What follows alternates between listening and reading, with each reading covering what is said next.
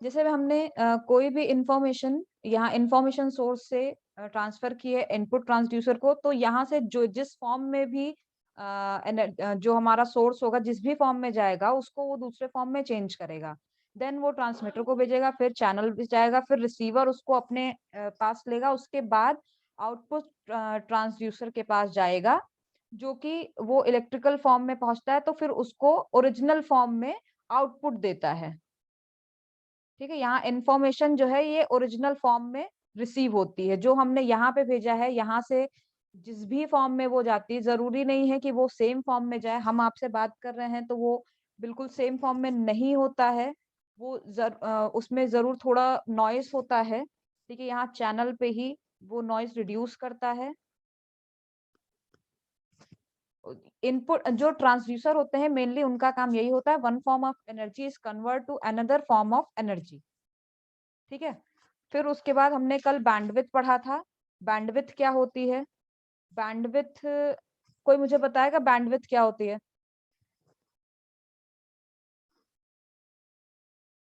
जो लोग कल पढ़े हैं वो बताएं बैंडविड्थ क्या होती है। Frequency range over which information is transmitted. Very good.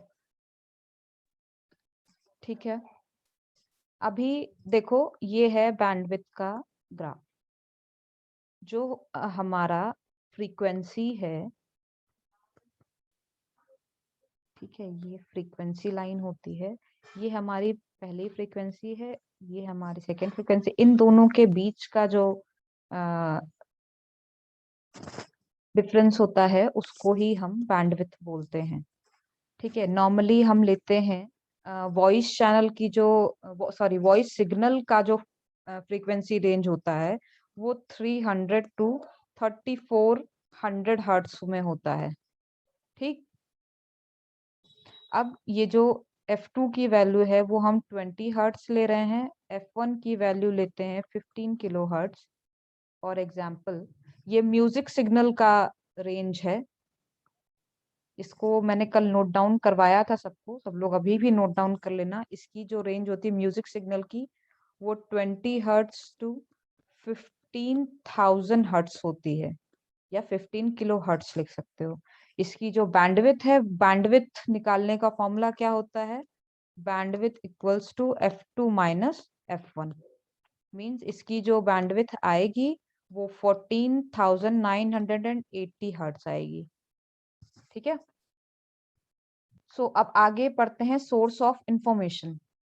इसमें होता क्या है बेसिकली, सिग्नल जो होता है, a source of information is basically A signal which carries the information. ठीक है, जो सिग्नल होता है वो इसके कई सारे क्लासिफिकेशन होते हैं सिग्नल के।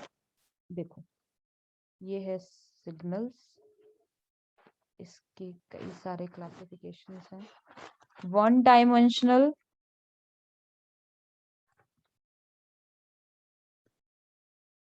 जिसको नोट डाउन करना होगा वो नोट डाउन भी कर लेगा। 2 डायमेंशनल, 3 डायमेंशनल एंड 4 डायमेंशनल। ये अभी आप लोग अपने सिग्नल सिस्टम में भी पढ़ेंगे। ठीक है, जो वन डायमेंशनल होता है वो speech, music,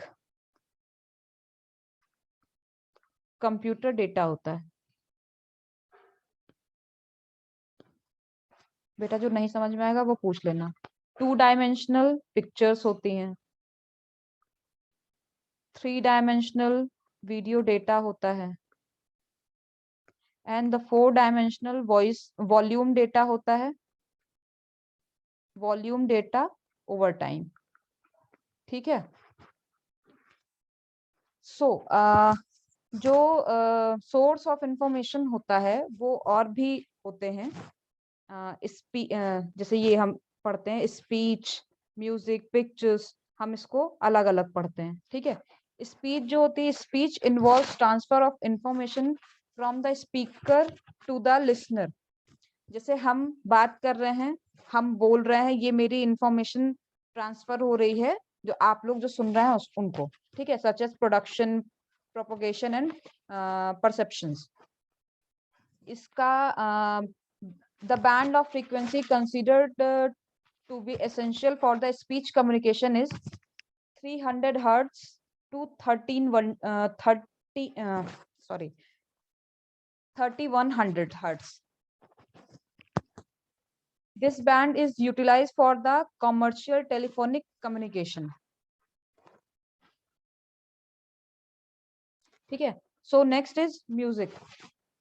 Music signal is originated from the instruments such as the piano, violin. Music signal आप लोग समझ ही रहे होंगे. Music हम जिस चीज से भी हमें music मिलता है उसका वही म्यूजिक सिग्नल जो हम ट्रांसमिट करते हैं वही है. ठीक है. The musical note may listed for the short time or for a longer time depending upon the instrument being used for its originations. So pictures. So next is two-dimensional. In this picture, the picture can be either static or dynamic. Example for a static picture is picture sent by the fax machine, and the dynamic pictures produced on TV. The TV camera produce a dynamic pictures and picture tube reproduce it at the receiving end. So the third last one is computer data. Simply इसको short form में पढ़ना है, इसको बहुत ज्यादा describe नहीं करना है. ठीक है. Computer data. Personal computers are used for electronic mail, exchange of software and sharing the resources. The text matter transmitted by a computer is encoded using American Standard Code for Information Interchange. That means ASCII.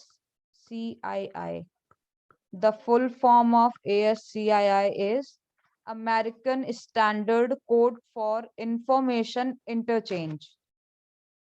Each character in ASCII is represented by 7 data bits.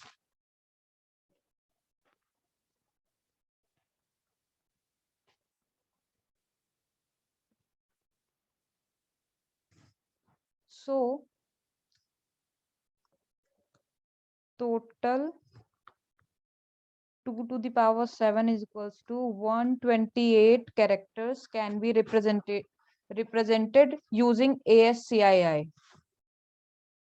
ठीक है.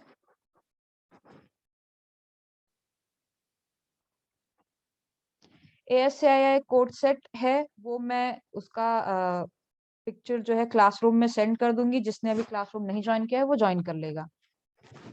So next is communication channel. The medium over which the information is passed from the transmitter to the receiver is called a communication channel. इसका मतलब कोई बताएगा?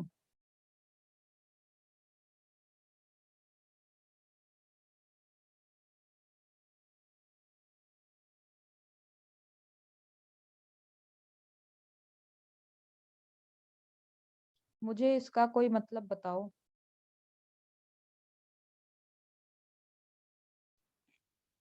I'm sharing of voice from transmitter to receiver. And it's called communication channel. Okay. Anyone? The medium over which the information is passed from the transmitter to the receiver. अभी just में communication system बताया है, वही same चीज communication channel है. फिर भी Channel with medium, just like a wire. Very good. Okay. So the next is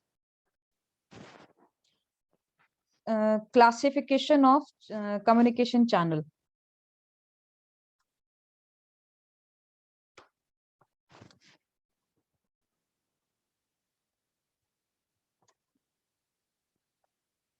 Communication channel.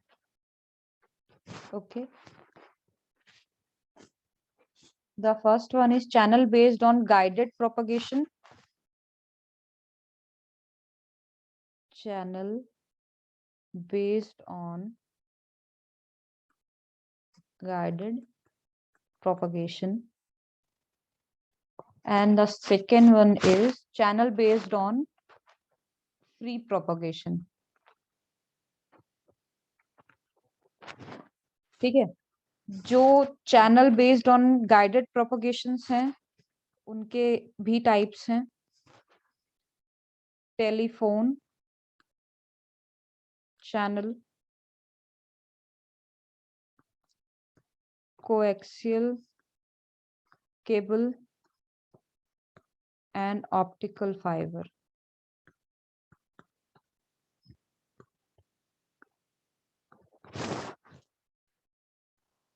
Free propagations के जो एग्जांपल्स हैं वो है wireless broadcast channel, the satellite channels and the mobile radio channels.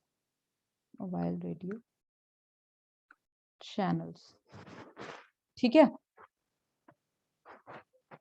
So the important characteristics of channel is power required to achieve the desired signal to noise ratio.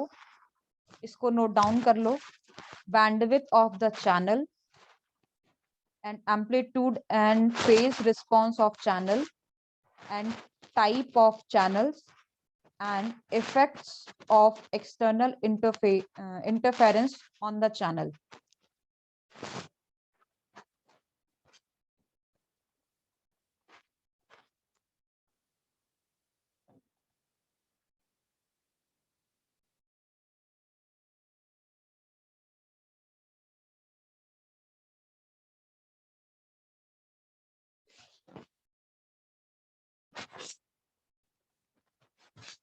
So the telephone channel, it is designed for providing service to voice signals such as telephones. The telephone channel are also used for a worldwide internet connection.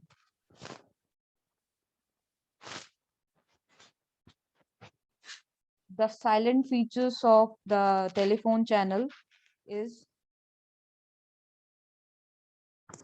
band pass.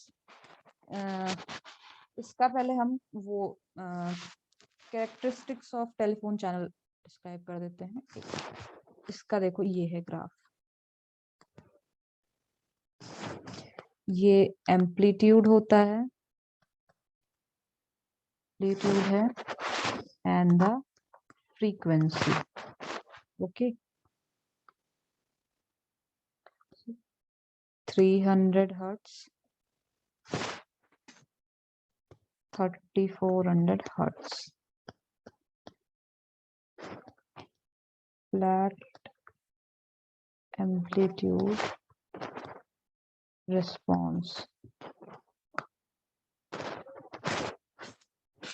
So the silent features of telephone channel is band pass characteristics over 300 to 3400 hertz. High signal to noise ratio is about 30 dB. Approximately linear response. इसका जो response है वो approximately linear ही होता है. ठीक है. Okay, फिर जो कोएक्सियल केबल्स होती हैं वो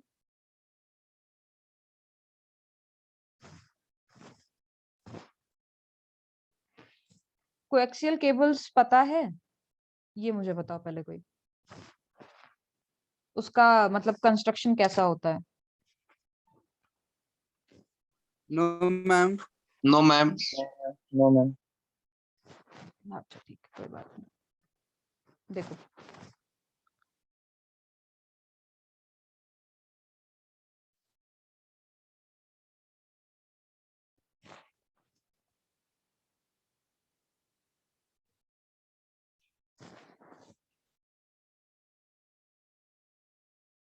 बेटा फिगर इस पे बहुत गंदा बन रहा है, ठीक है, समझ लेना बस।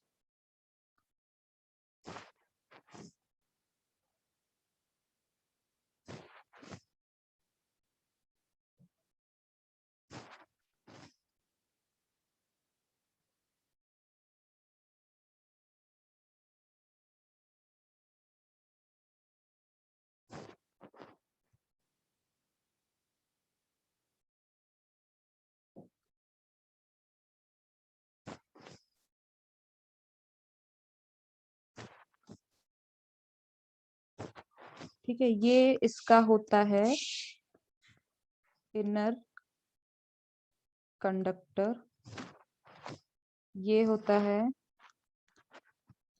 इंसुलेटिंग मटेरियल, ये होता है braided outer conductor, braided outer conductor, and this is protective covering. ठीक है, ये सिंपली इसका कंस्ट्रक्शन होता है कोएक्सियल गाइड का, सॉरी कोएक्सियल केबल का। कोएक्सियल जो के कोएक्सियल केबल्स आती हैं उसका कंस्ट्रक्शन ऐसा ही होता है। ठीक, अब इसके बारे में सुनो। It consist of two concentric conductors separated by dielectric material. The external conductor is metallic braided and used for the purpose of shielding. The coaxial cable may contains one or more coaxial pairs. The coaxial cable was initially developed as the backbone of analog telephone. इसको ध्यान से सुनना। The coaxial cables was initially developed as the backbone of analog telephone networks, where a single telephone cable would be used to carry more than 10,000 voice channel at a time. इसका मतलब कुछ समझ में आया?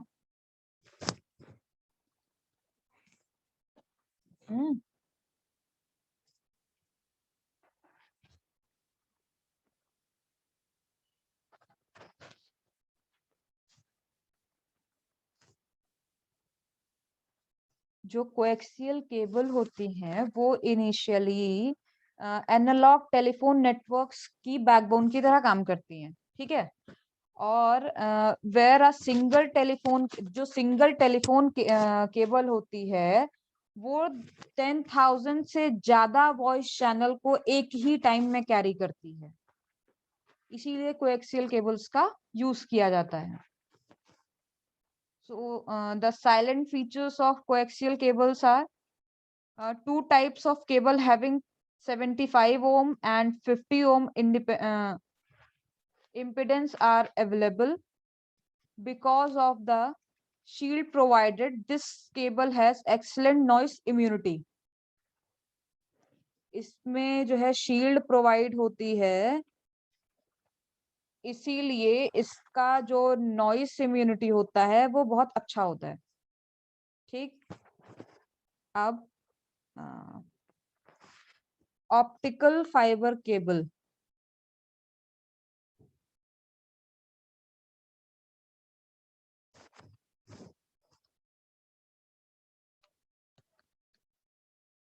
ऑप्टिकल फाइबर केबल, ठीक है। इसकी definition क्या है? देखो, जो अभी हम लोग पीछे देखे थे कोएक्सियल केबल्स, उसमें भी लास्ट में प्रोटेक्टिव कवरिंग था, इसमें भी वो होता है। बस इसमें जो है उसके आगे जो तीन थे कोएक्सियल केबल्स में, braided outer conductor, insulating material, inner conductor, इसमें कंडक्टर का यूज नहीं होता है। इसमें ग्लास कोर होता है और ग्लास केडिंग होता है, देन फिर प्रोटेक्टिव कवरिंग होती है, ठीक है। सिंपली प्रोटेक्टिव कवरिंग होती है, फिर ग्लास क्लेडिंग होती है, फिर ग्लास कोर होता है। ठीक है, फिगर नहीं बना रहे इसका। उसके आगे it consist of an inner glass core surrounded by a glass cladding which has a lower refractive index. Digital signals are transmitted in the form of intensity modulated light signal which is trapped in the glass core. ये simply इसकी definition होती है optical fibre cable की। इसके जो special characteristics होते हैं, ये higher bandwidth, therefore an operate at higher data rates. Higher bandwidth होती है ताकि ये हायर डेटा रेट्स को ऑपरेट कर सके। Reduce losses as the signal attenuation is low. Distortion is reduced, hence better quality is assured. They are immune to electromagnetic interference. They are immune to electromagnetic interferences. A small size and light weighted, used for point to point communication. ये mainly इसका जो special characteristics है, ये point two point communication के लिए भी use किए जाते हैं। ठीक है, देन फिर है वायरलेस ब्रॉडकास्ट चैनल। ये फ्री प्रोपोगेशन का पार्ट है।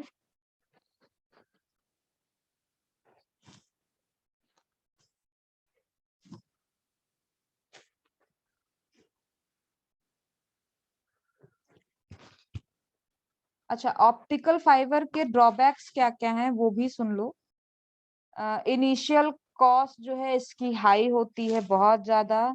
Joining the optical fibre is difficult job.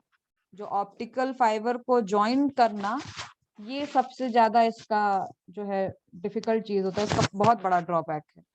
इसको जल्दी जो है ज्वाइन नहीं किया जा सकता है, बहुत टाइम टेकिंग प्रोसेस है। और वो भी जरूरी नहीं है कि एक बार में बहुत सही हो जाए, क्योंकि अगर आपका प्रॉपर वे में नहीं होता है तो फिर वो बहुत अच्छे से ज्वाइन नहीं होता है। So next is wireless broadcast channel. These channels are used for a transmission of radio and TV signal. ठीक है, ये जो चैनल्स होते हैं वो टीवी सिग्नल्स और रेडियो सिग्नल्स को ट्रांसमिशन करने के लिए यूज किए जाते हैं। ठीक है बेटा, बीच बीच में रिस्पॉन्स करते रहो, अदरवाइज ऐसे पढ़ाने में मजा नहीं आता है। Yes, ma'am. Yes, ma'am. Yes, ma'am. कौन सोते सोते जग रहा है? चलो ठीक है, नेक्स्ट Service, इज ma'am. अच्छा mobile radio channel. In mobile communication, the sender and the receiver both are allowed to move with respect to each other. इसमें जो मतलब both sides होते हैं, sender और receiver, वो एक allowed to move with respect to each other. ठीक है, the sender and the receiver both are allowed to move with respect to each other. ठीक है, the satellite communication. Satellite microwave system transmits signal between directional parabolic antennas. इसके बहुत ज्यादा questions नहीं आते हैं, इसका सिंपली एक दो क्वेश्चन आएगा भी तो ये कि कैरेक्टरिस्टिक्स या ये सब चीजें डिफाइन करने के लिए। ठीक है, सैटेलाइट चैनल की जो कैरेक्टरिस्टिक्स होती हैं, it uses frequency range between 11 to 14 gigahertz. इसको नोट कर लो। इसकी जो फ्रीक्वेंसीज रेंज होती है वो 11 से 14 गीगाहर्ट्ज होती है। इसका जो कॉस्ट है वो बिल्डिंग एंड लॉन्चिंग का बहुत ज्यादा होता है। सैटेलाइट चैनल तो मुझे लगता है ऑलमोस्ट सबको पता होगा कि क्या होता है, पता है या नहीं? सैटेलाइट चैनल क्या होता है? मैम नहीं मालूम। अरे कौन है बेटा, नाम बताओ। अवनीश।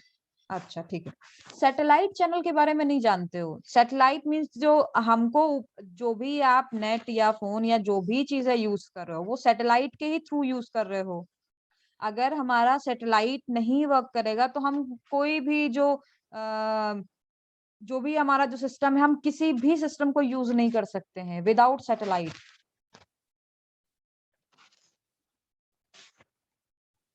ठीक है, signals are affected by EMI effect, jamming and overdropping. Attenuation depends on frequency, power, antenna size and atmospheric condition. The message signal transmitted by the earth station to the satellite is called a uplink signal. जो हम message signal transmit करते हैं earth station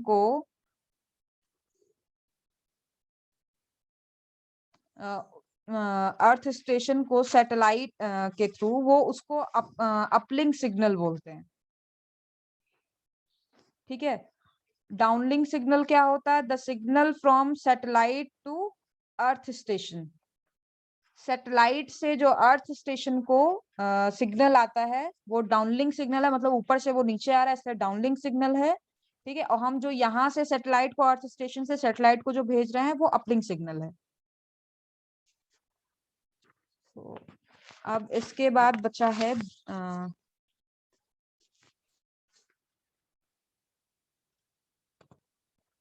अच्छा, इसके बाद तुम लोगों का है फ्रीक्वेंसी सिग्नल्स के बारे में पढ़ लिया है। ठीक है, कि सिग्नल्स क्या होते हैं। अभी सिग्नल्स के बारे में सिग्नल सिस्टम की क्लासेस में भी आपको बेसिक बताया जाएगा, उसमें भी आपको और कॉन्सेप्ट क्लियर हो जाएगा कि सिग्नल्स क्या होते हैं। बचा है अब frequency domain representation of signal. इसके लिए बेटा कॉपी पेन अपने पास रखना, क्योंकि ये थोड़ा सा डिफिकल्ट चीज है। ठीक है, बिना उसके जब तक नोट डाउन नहीं करोगे समझ में नहीं आएगा, पहले ही बता दे रही हूँ। अच्छा, एक बार हम लोग मॉड्यूलेशन पढ़ लेते हैं क्या क्या होते हैं। अच्छा, कितने टाइप के मॉड्यूलेशंस होते हैं?